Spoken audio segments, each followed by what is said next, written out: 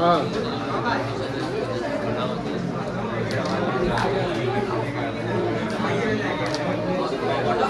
Chapter 3 कर लिया ना, क्या नहीं किया? करते रहो, छुट्टी लेता है करता नहीं है तो।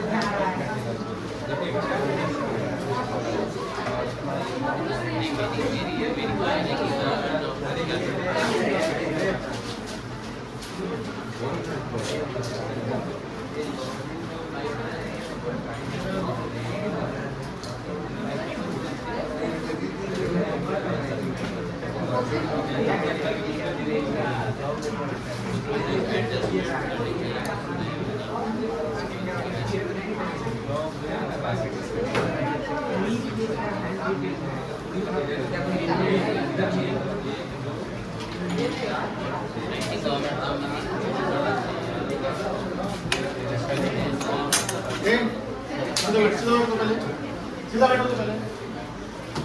काम सब कहाँ है?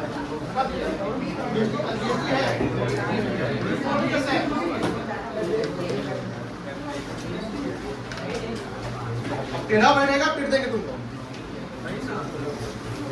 खाली पीछे बैठ के बतियाते रहते हैं। आगे बैठ के देखो, methods of calculating national income, ये काफी इंपॉर्टेंट चैप्टर है आपका, चैप्टर 4। इसके बाद चैप्टर 5 और जो 6 है वो मनी एंड बैंकिंग पे है, जो इजी चैप्टर है। ये चैप्टर भी इजी है अगर आप फोकस करेंगे तो, और इजी नहीं है जब फोकस नहीं करेंगे तो इसलिए ध्यान दीजिएगा, फोकस जरूरी है। चैप्टर 4 से पहले हम लोग चैप्टर 3 पढ़े थे, जिसका नाम था national income and related aggregates. क्या नाम था?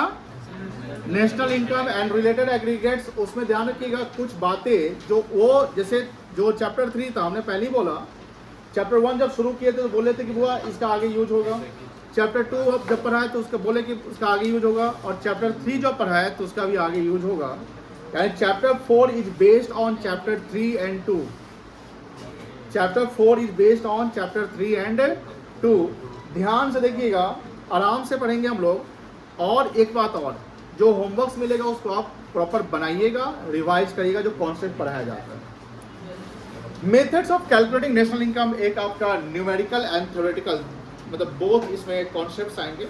इसमें बहुत सारे क्वेश्चंस मिलेंगे, ऑलमोस्ट 70-80 क्वेश्चन है इसमें न्यूमेरिकल्स बनाने के, जहां हम नेशनल इनकम कैलकुलेट करना सीखेंगे। अर्लियर चैप्टर में हमने नेशनल इनकम के बारे में जाना, डोमेस्टिक इनकम के बारे में जाना कि डोमेस्टिक इनकम क्या होता है और नेशनल इनकम क्या होता है। नेशनल इनकम को एनएनपीएफसी से डिनोट करते हैं और डोमेस्टिक इनकम को एनडीपीएफसी से डिनोट करते हैं। अगर हम जीडीपी एमपी पे आते हैं, जिसका मतलब है gross domestic product at market price, और जीडीपी एमपी से अगर हमको एनएनपीएफसी पे आना है, ध्यान सुनिएगा, जीडीपी एमपी से हमको एनएनपीएफसी पे आना है तो 3 बातों का ध्यान रखेंगे। 3 चीजें यहाँ एडजस्ट होंगी। वो 3 चीजें हैं। पहला एलिमेंट होगा डेप्रिसिएशन, एडजस्ट कर दो। डेप्रिसिएशन का दूसरा नाम है कंजम्पशन ऑफ फिक्स कैपिटल। क्या नाम है बेटा? Consumption of fix capital. अगर फिक्स कैपिटल दिया हुआ है तो वो वैल्यू है, मतलब वो एसेट्स वैल्यू है, वो कंजम्पशन नहीं हुआ है। उसका कुछ एलिमेंट, जैसे आपने अकाउंट्स में डेप्रिसिएशन पढ़ा होगा, तो वही जो डेप्रिसिएशन है दैट इज कॉल्ड कंजम्पशन, क्योंकि जो हम एसेट्स को यूज करते समझ लो कि इकोनॉमिक्स टर्म्स को कंज्यूम कर रहे हैं, तो जो डेप्रिसिएशन है पहले वो एडजस्ट करते हैं ग्रॉस और नेट के लिए। अगर ग्रॉस का हमको अगर रिजल्ट निकालना है, ग्रॉस से ग्रॉस निकालना है, नेट से नेट निकालना है, तो कसम खा लेंगे जब नेट से नेट या ग्रॉस से ग्रॉस में जाना है तो डेप्रिसिएशन का यूज करना ही नहीं है। कुछ बातों का अगर ध्यान दोगे ये आसान चैप्टर लगेगा, नहीं दोगे तो फिर आसान चैप्टर नहीं लगेगा, पहले हम आपको बता देते हैं। तो ग्रॉस से ग्रॉस या नेट से नेट में जब जाना है तो डेप्रिसिएशन का यूज नहीं करना है। बट ग्रॉस से अगर हमको नेट में जाना है तो gross minus depreciation equals to क्या होता है, net. Net plus depreciation equals to क्या होता है, ग्रॉस। ग्रॉस माइनस नेट करते हैं तो क्या आता है, डेप्रिसिएशन। ये सारे चीज हमने आपको पहले से और जो इकोनॉमिक चलता है उसमें हर बार हम ये आपको बताए हुए हैं। तो जीडीपीएमपी हमने जैसे शुरुआत किया कि जीडीपीएमपी से अगर हमको एनएनपीएफसी मतलब नेशनल इनकम में जाना है तो पहला स्टेप है कि सबसे पहले डेप्रिसिएशन को माइनस कर दो। तो जीडीपीएमपी से अगर हम डेप्रिसिएशन माइनस कर देंगे तो रिजल्ट आएगा, उसको क्या कहेंगे, एनडीपीएमपी। क्या कहेंगे, एनडीपीएमपी। जैसे मान लो अभी लिखेगा कोई नहीं, जीडीपीएमपी है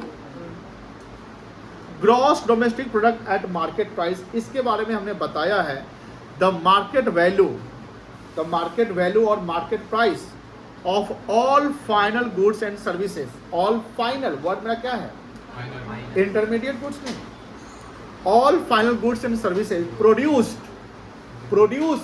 यहाँ वर्ड मैं बोल रहा हूँ प्रोड्यूस, सेल वर्ड नहीं यूज कर रहा हूँ। प्रोड्यूस मतलब जितना प्रोडक्शन हुआ है, मान लो कि 10 लाख प्रोडक्शन हुआ है और 9 लाख सेल हुआ है तो 1 लाख क्लोजिंग स्टॉक है। ये सब चीज का यूज यहाँ होने वाला, ध्यान रखिएगा। 10 लाख का प्रोडक्शन हुआ जिसको हम आउटपुट कहेंगे, 9 लाख का सेल हुआ है जिसको सेल कहेंगे। तो 10 लाख बनाए, 9 लाख बेचे तो कितना बच गया क्लोजिंग स्टॉक, 1 लाख। तो यहाँ जो जीडीपीएमपी में हमको 10 लाख वैल्यू लेना है, 9 लाख वैल्यू नहीं लेना है, क्योंकि डेफिनेशन है ग्रॉस डोमेस्टिक प्रोडक्ट का the market price of all final goods and services produce. क्या वर्ड है, प्रोड्यूस, नॉट सोल्ड। आपने जितना प्रोडक्शन किया within the domestic territory, within the Y domestic territory, because हम GDP निकालने वाले हैं। और एमपी क्यों है, क्योंकि मार्केट प्राइस पे हम बेच रहे हैं, खरीद रहे हैं। तो with in the domestic territory of a country during one accounting period by all industrial sector. और अब इंडस्ट्री की बात करते हैं या इकोनॉमी में अगर सेक्टर की बात करते हैं तो हम इकोनॉमी में 3 सेक्टर जानते हैं। एक प्राइमरी सेक्टर होता है, एक सेकेंडरी सेक्टर होता है और एक टर्शियरी सेक्टर होता है। तो प्राइमरी सेक्टर ने कितना प्रोडक्शन किया, सेकेंडरी सेक्टर ने कितना प्रोडक्शन किया और टर्शियरी ने कितना प्रोडक्शन किया। अब बोलोगे सर टर्शियरी तो मैन्युफैक्चर प्रोडक्शन करता नहीं है। इकोनॉमिक्स की भाषा में प्रोड्यूसर का मतलब सिर्फ सामान बनाने वाला नहीं होता है। इकोनॉमिक्स की भाषा में सामान जो बेचता है वो भी प्रोड्यूसर कहलाता है और जो सर्विस प्रोवाइड करता है वो भी प्रोड्यूसर कहलाता है। मतलब कि the manufacturer is not only the producer, the manufacturer is not only the producer, producer means the businessman, entrepreneur और द सर्विस प्रोवाइडर। कोई दिक्कत नहीं है। तो जीडीपीएमपी का मतलब क्या हुआ, the market price of all final goods and services produce with in the domestic territory of a country during one accounting period. इसमें क्या क्या वर्ड मतलब इसेंशियल वर्ड या की वर्ड है। मार्केट प्राइस पहला की वर्ड है, all final goods and services की वर्ड है फाइनल, यानी इसका मतलब है the value of intermediate cost will not be considered because the value of intermediate cost already included in the value of final goods. कोई सामान अगर फाइनल गुड्स है तो इसमें तो इंटरमीडिएट कॉस्ट तो जुटा हुआ होगा ना। प्रोड्यूस फिर एक कीवर्ड आ गया, जैसे मैं बोला कि सेल नहीं लेते कि जितना प्रोडक्शन किए वो लेंगे, ठीक है ना। डोमेस्टिक टेरिटरी आ गया और वन अकाउंटिंग ईयर आ गया और 3 सेक्टर आ गए, यानी प्राइमरी सेक्टर, सेकेंडरी और टर्शियरी। तीनों को सम अप करेंगे तो जीडीपीएमपी आएगा, कोई दिक्कत नहीं है।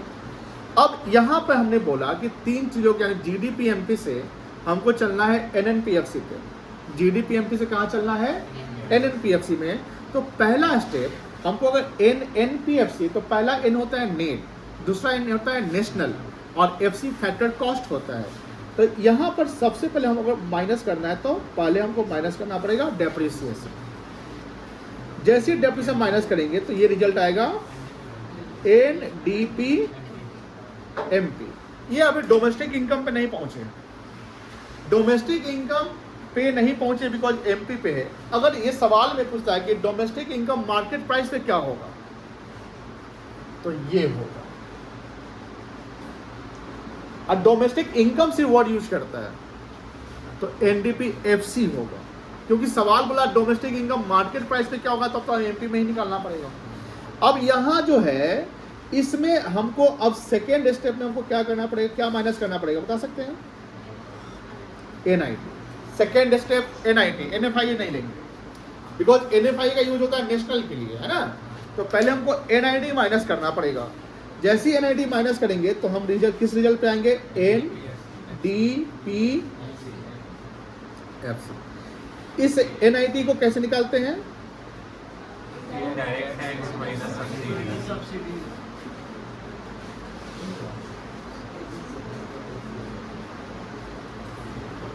कोई दिक्कत नहीं है, इनडायरेक्ट टैक्स माइनस सब्सिडी। अब NDPFC आ गया, दैट विल कॉल्ड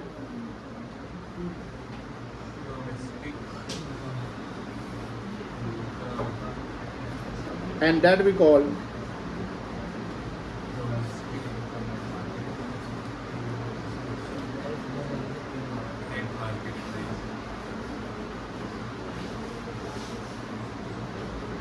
तो सवाल यहां पर देखो ध्यान से, इस दोनों में क्या चेंज दिख रहा है,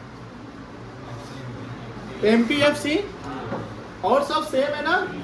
तो MP minus NIT equals to FC plus NIT equals to MP. We already discussed in chapter 3. Okay. यहाँ अगर देखते हैं DPMP सेम है, G और N क्या माइनस किया, डेप्रिसिएशन। अब NDPFC डोमेस्टिक इनकम आ गया। अब इसमें क्या एडजस्ट करोगे, प्लस करोगे। जब NFI पॉजिटिव होगा तब प्लस करोगे, निगेटिव होगा तो माइनस कर देना, ठीक है ना। NFI तो क्या आएगा, NNPFC आ जाएगा। इसको क्या बोलोगे आप, sorry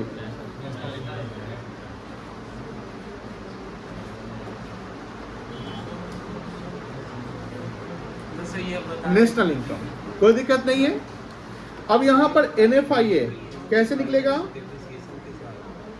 factor income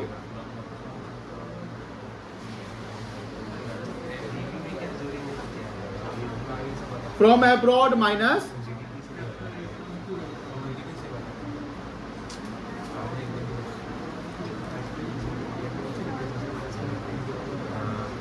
factor income to abroad, कोई दिक्कत नहीं है, ये जान रहे ना, बोलो हाय ना।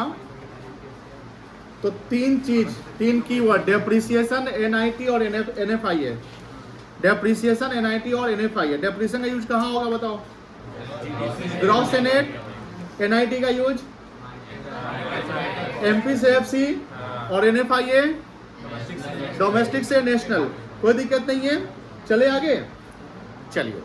अब यहाँ बात हो रही है कि सर मेथड्स की बात करते हैं, तो यहाँ पर कितने मेथड से नेशनल इनकम निकालने के, मेथड्स ऑफ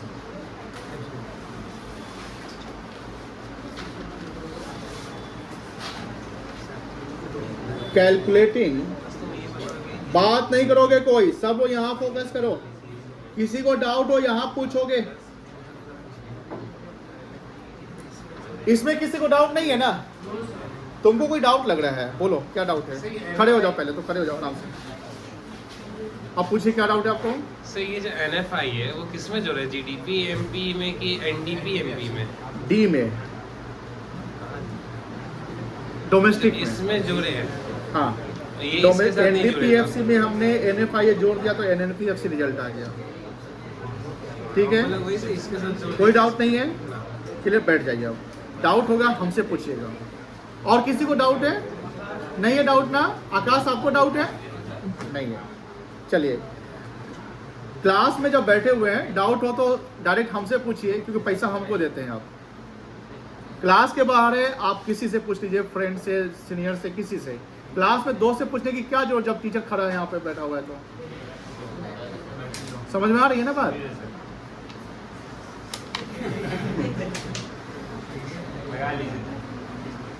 चलिए, methods of calculating national income. अब आपकी जो चैप्टर शुरू हो रही है वो यहाँ से शुरू हो रही है। ये आपका पहले का समरी था, पहले ही बता दिए, बहुत बार बता दिए होंगे हम, दर्जन बार। देयर आर, अच्छा इसको एक काम करिए, आप थोड़ा सा लिखना शुरू करिए, कि थोड़ा थ्योरी चलेगा, जैसे समझाने की बात होगी हम फिर समझा देंगे। ठीक है,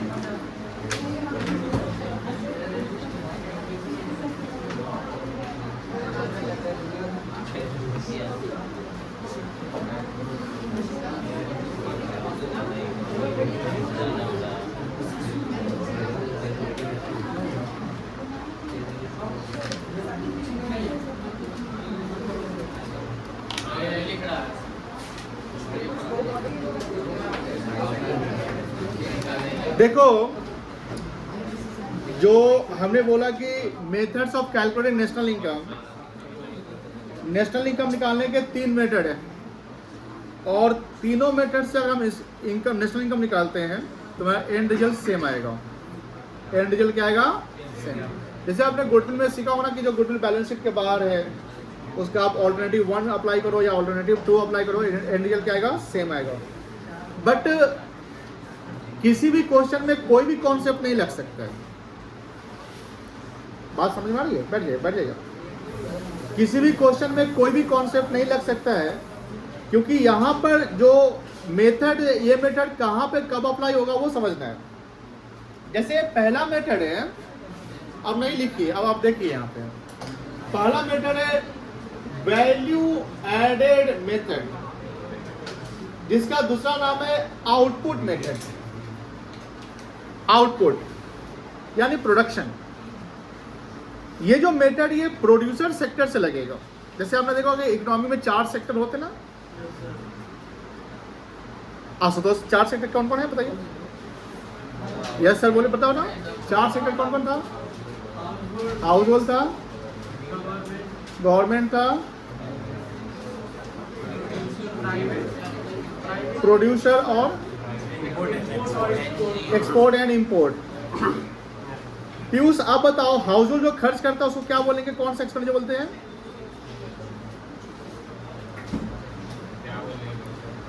हाउस होल्ड के द्वारा एक्सपेंडिचर किया गया एक्सपेंडिचर को क्या कहते हैं? Consumption expenditure. Very good. अब प्रोड्यूसर जो खर्च करता है, आप बताओ तन्नू? इन्वेस्टमेंट। Very good. तो वो सेक्टर की बात होती है। अब ध्यान सुनिएगा, यहाँ जो प्रोड्यूसर जो सामान बना रहा है, या हमने बताया था कि जितने भी बिजनेस एंटिटी है, from the manufacturer to the retailer, from the manufacturer to the retailer all are what? Producer. All are producer. तो ये जो कॉन्सेप्ट है कि जब प्रोड्यूसर कोई अपने गुड्स में वैल्यू एडिशन करता है, ध्यान सुनिएगा, वैल्यू क्या करता है? एडिशन करता है। जैसे मान लो कि फार्मर ने सीड्स खरीदा 100 रुपए का, फार्मर ने सीड्स खरीदा 100 रुपए का और वो सीड से बन गया एग्रीकल्चरल प्रोड्यूस बन गया। उस एग्रीकल्चरल प्रोड्यूस को उसने मैन्युफैक्चरर को बेच दिया, मान लो रॉ मटेरियल के रूप में। तो कहीं ना कहीं 100 रुपए का सीड्स खरीदा होगा तो 100 में तो बेचा नहीं होगा ना। तो 100 में फार्मर ने सीड्स खरीदा, वो फार्मर के लिए इंटरमीडिएट कॉस्ट कहलाएगा। समझ में आ रही ना? Purchase cost is what? Purchase cost is called intermediate cost. अब 100 के सामान को फार्मर ने 300 रुपए में बेचा।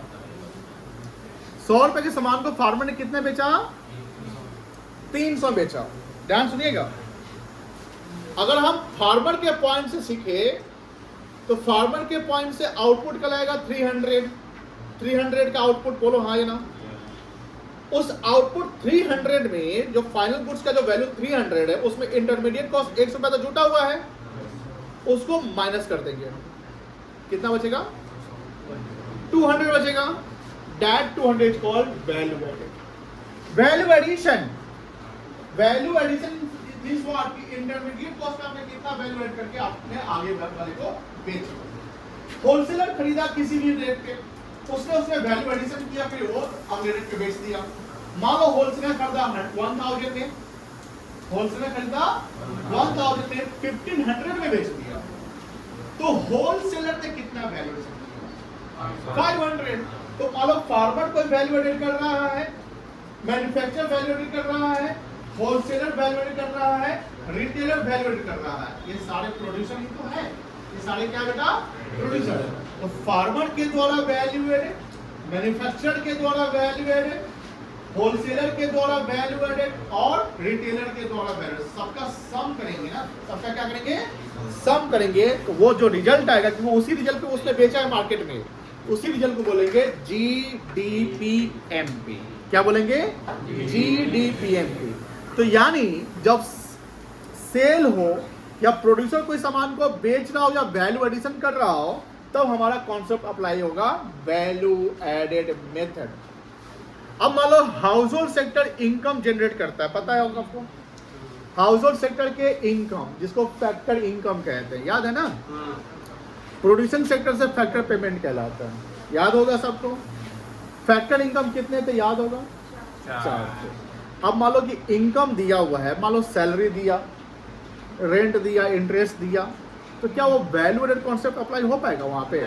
वो मेथड तो अप्लाई नहीं होगा ना। तो वो सेल परचेज कहाँ हो रहा है वहाँ पे? तो आपने सेकेंड मेथड को जब देखा तो सेकेंड मेथड क्या कहता है? National income as per income.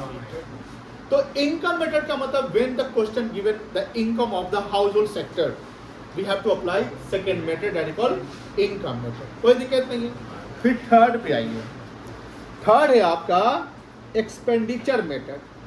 बताओ एक्सपेंडिचर कौन करता है? क्या सिर्फ हाउस होल्ड करता है? प्रोड्यूसर ही करता है, जिसको आप इन्वेस्टमेंट एक्सपेंडिचर कहते हैं। क्या हाउस होल्ड और प्रोड्यूसर ही करता है? गवर्नमेंट भी करता है, गवर्नमेंट एक्सपेंडिचर कहते हैं। C हाउस होल्ड का हो गया, I प्रोड्यूसर का हो गया, G गवर्नमेंट का हो गया, और चौथा है X माइनस M फॉरेन जो बायर्स होंगे वो इंडिया में एक्सपेंडिचर कर रहे हैं जब हम एक्सपोर्ट कर रहे हैं तो, और इंडियन बायर्स जो इंपोर्ट करता है तो इंडिया में खर्चा तो नहीं ना हो रहा, वो तो बाहर जा रहा है, वह उसी का नेट ऑफ करते क्या आता है? Net export. ये भी एक्सपेंडिचर है, इंपोर्टेड गुड्स और एक्सपोर्टेड गुड्स पे, तो उसको भी हम सम करते हैं। यानी तीसरा मेथड जो एक्सपेंडिचर मेथड है, वो मेथड कहता है कि जब हम एक्सपेंडिंग कर रहे हैं तो, अब सपोज करिए जब हम स्पेंड करेंगे तो मार्केट प्राइस पे ही ना आएगा। किस पे आएगा? मार्केट प्राइस, क्योंकि प्रोड्यूसर जिस वैल्यू पे बेच रहा है उसी वैल्यू पे कोई खरीद रहा है, बात वही ना हो रही है। तो वो हो गया मार्केट प्राइस पे। एक्सपेंडिचर मेथड का दूसरा नाम है इनकम डिस्पोजेबल मेथड। अरे स्पेंडिंग कब करोगे? जब कुछ पैसे कमाओगे तब ना। तो इनकम का डिस्पोजल, यानी income disposal is called expenditure. कोई दिक्कत नहीं है। तो बताओ नेशनल इनकम कैलकुलेट करने के कितने मेथड है हमारे? 3 मेथड है। Value added method, income method and expenditure method. कोई दिक्कत नहीं है, अब समझते हैं हम लोग।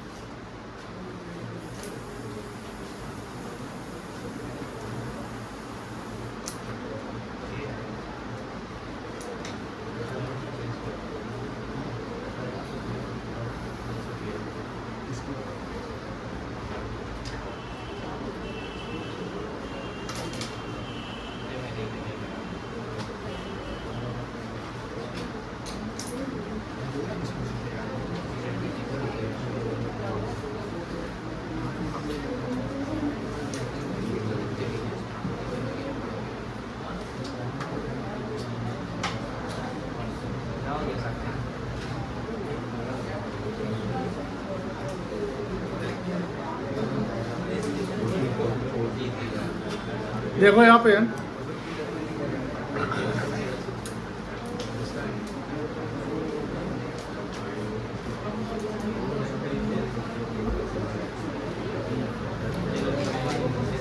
यहाँ देखो प्रोड्यूसर में पहला हम लेते हैं फार्मर को, अभी लिखना नहीं है, समझिए। फार्मर ने मान लो कि 1000 का सीड्स खरीदा, purchase cost that is called intermediate cost, उसने उसको आउटपुट उसका आया 3000 रुपए का, यानी प्रोडक्शन वैल्यू कितना है उसका, प्रोडक्शन वैल्यू कितना है आपका 3000, इंटरमीडिएट कॉस्ट कितना है आपका बताइए। देखो समझो ध्यान से, फार्मर ने 1000 का सामान खरीदा ना, उसने कितना बेचा, कितना उसने एडिशन किया है, वेरी गुड 2000।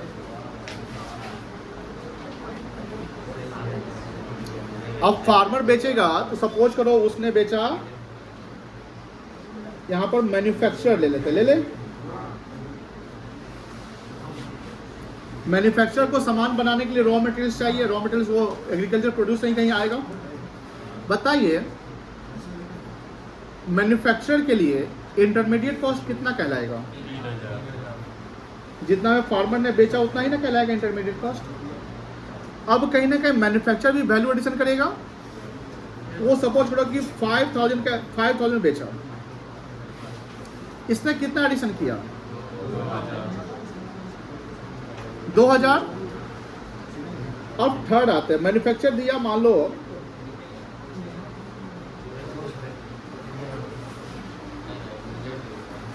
होलसेलर को, होलसेलर के लिए इंटरमीडिएट कॉस्ट बता सकते हैं 5000।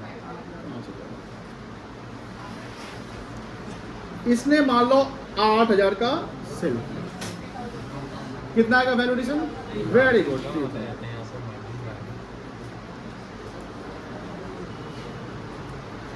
होलसेलर दिया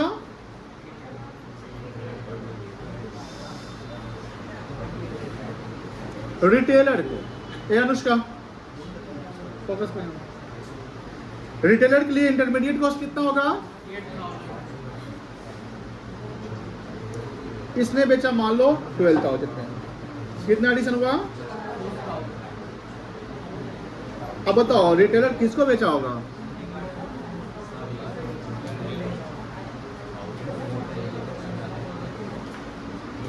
कंज्यूमर को, कंज्यूमर को कितना बेचा होगा रिटेलर,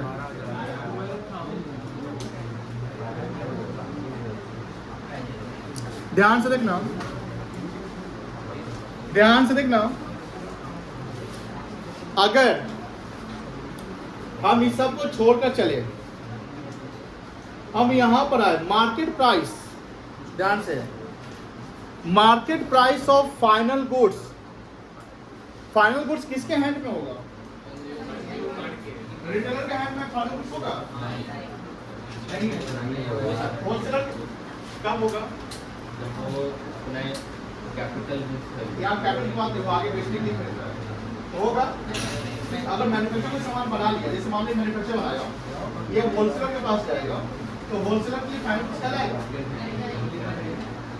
इकोनॉमिक्स में वसन नहीं कहलाएगा। सामान तो बनकर तैयार है, उसमें कुछ मॉडिफिकेशन नहीं करना है, ऐसे करके बेचना है, ये फाइनल ही है, पर इकोनॉमिक प्रोसेस में फाइनल गुड्स नहीं कहेंगे। फाइनल गुड्स का मतलब होता है user must be the final user, है ना, ये जो फाइनल गुड्स कौन यूज करता है, फाइनल यूजर, एंड यूजर।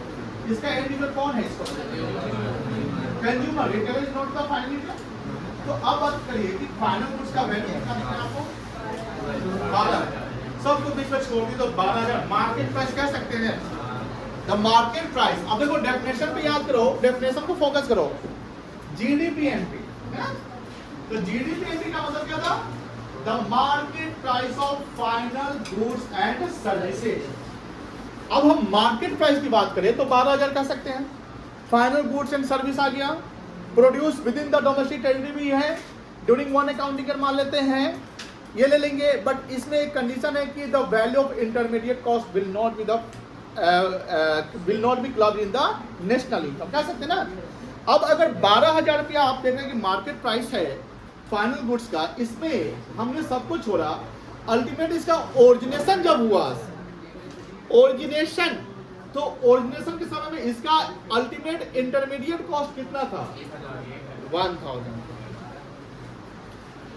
1000 था। तो अगर जैसे ये वैल्यू हो गया हमारा क्या, आउटपुट, ओरिजिनेशन के समय में 1000 इसका क्या था, बोलो,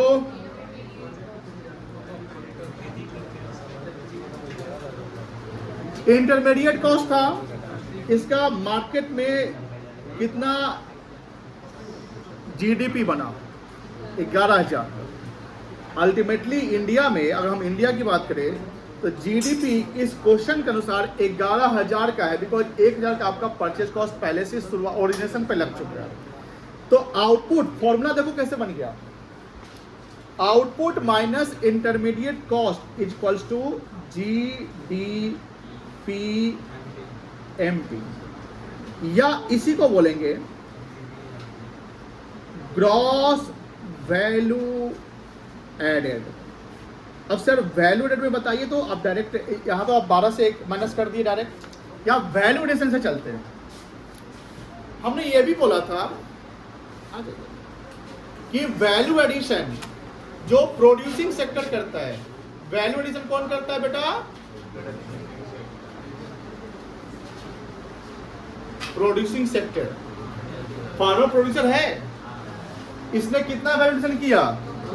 2000, हाथ में ले लो 2000। मैन्युफैक्चर है प्रोड्यूसर, इसने कितना वैल्यू एडिशन किया? 2 और 2 4। होलसेलर भी प्रोड्यूसर है, इसने कितना वैल्यू एडिशन किया? 4 और 3 7।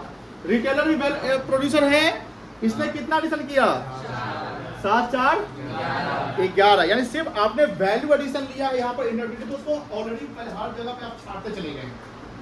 ग्रॉस, ग्रॉस मतलब क्या होता है? इकट्ठा करना, gross value added, gross value, GVA, बोलो GVA, ग्रॉस वैल्यू एडेड। तो जो वैल्यू एडेड होता है जिसको हम GVA कहते हैं, उस GVA का दूसरा नाम क्या बना? GDP। अब ये GDP है तो MP क्यों लगा रहे हैं? बिकॉज़ मार्केट प्राइस भी तो बिक रहा होगा, दैट्स व्हाई MP है। असल MP है, यहाँ पर दो चीज एडजस्ट किया होता है, इनडायरेक्ट टैक्स एंड सब्सिडीज। समझ में आया? तो यहाँ पर फॉर्मूला देखो कैसे बन गया, फॉर्मूला कैसे बन गया कि अगर आउटपुट गिवन है, क्या गिवन है? आउटपुट गिवन है, तो output is not the GDPMP, output is not the GDPMP। अरे यार फोकस कर लो, बहुत इंपॉर्टेंट। अगर यहाँ पर कॉन्सेंट्रेशन नहीं रहेगा ना तो 2-3 क्लास आपको बड़ा परेशान करेगा। बोलेगा परेशान ही नहीं करेगा, हम घर पे पढ़ भी नहीं करेंगे। बात सही बोले हैं, परेशान नहीं करेगा, घर पर नहीं पढ़ेगा। तो परेशान किसको करेगा? जो यहाँ नहीं ध्यान दे रहा है, और घर पर जब क्वेश्चन बनाने गया कि आप बता दिए थे सर, समझ में नहीं आ रहा है, नहीं करते। प्लीज ध्यान दीजिएगा, आसान है लेकिन थोड़ा टेक्निकल है, और टेक्निकल होना चाहिए तब तो पढ़ाई में मजा है। सीधा सा पाठ सवाल तो सब बना लेते हैं। प्लीज ध्यान देखिएगा, output is not the GDPMP because in the value of output the cost of intermediate goods is already included. Therefore we have to subtract, we have to exclude the cost of intermediate goods. कोई दिक्कत नहीं है। तो output minus intermediate cost is called what? Output minus intermediate cost is what? GDPMP। Intermediate cost का दूसरा नाम है purchase. Sir purchase दो तरीके से होता है, internal purchase and external purchase. जानते हैं ना? बताओ एक्सटर्नल परचेज क्या कहलाएगा? इजी है। एक्सटर्नल परचेज क्या कहलाएगा? बाहर से जो खरीदे उसको इंपोर्ट कहेंगे। अगर सपोज देखिए ध्यान से, अबाउट टेक्निकल चीज सब मिलेगा आपको। सवाल में कोई 70-75 सवाल है तो सवाल तो सीधा सवाल तो नहीं होगा, कहीं ना कहीं एक पॉइंट फंसेगा वगैरह वगैरह। अब जैसे मान लो परचेज दिया हुआ है, 10,000। तो इस परचेज का मतलब हुआ यहां पर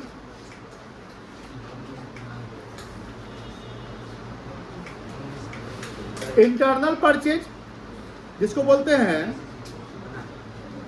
परचेज विद इन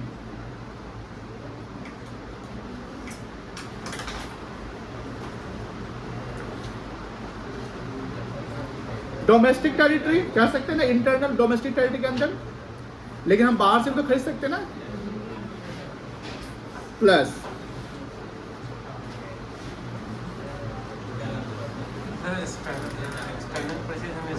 इंपोर्ट कहलाएगा। ये कहलाएगा आपको इंपोर्ट।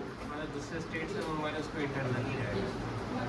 हाँ, अब नेशनल इनकम पढ़ रहे हैं, तो नेशनल इनकम का मतलब हुआ कि होल नेशन की बात कर रहे हैं, तो domestic territory of a nation, तो डोमेस्टिक सब स्टेट आ जाएगा ना, यहाँ पर हो गया। एक्सटर्नल परचेज यानी परचेज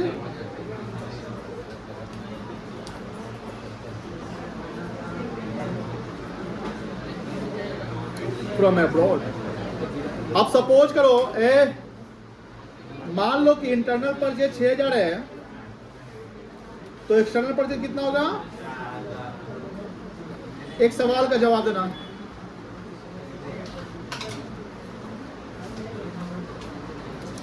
परचेज दिया हुआ है 12,000,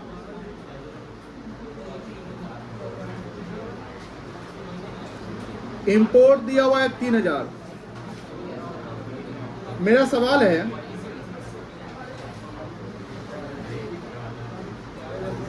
टोटल परचेज कितना आएगा?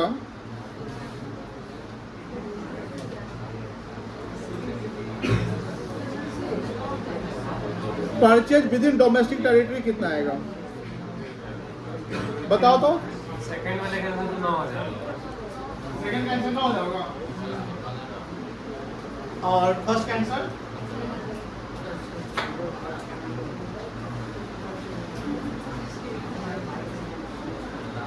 बता दो।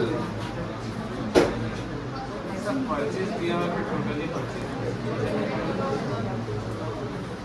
मिलेगा ऐसे सवाल 15,000 से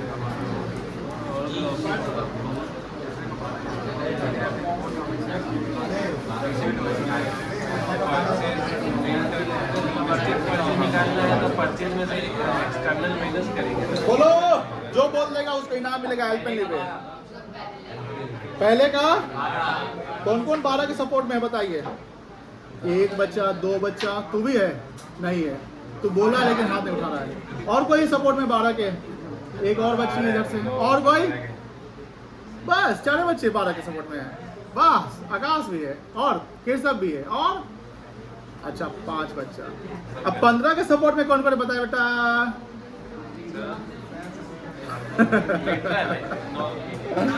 हमको पता था तू 15 का सपोर्ट करेगा।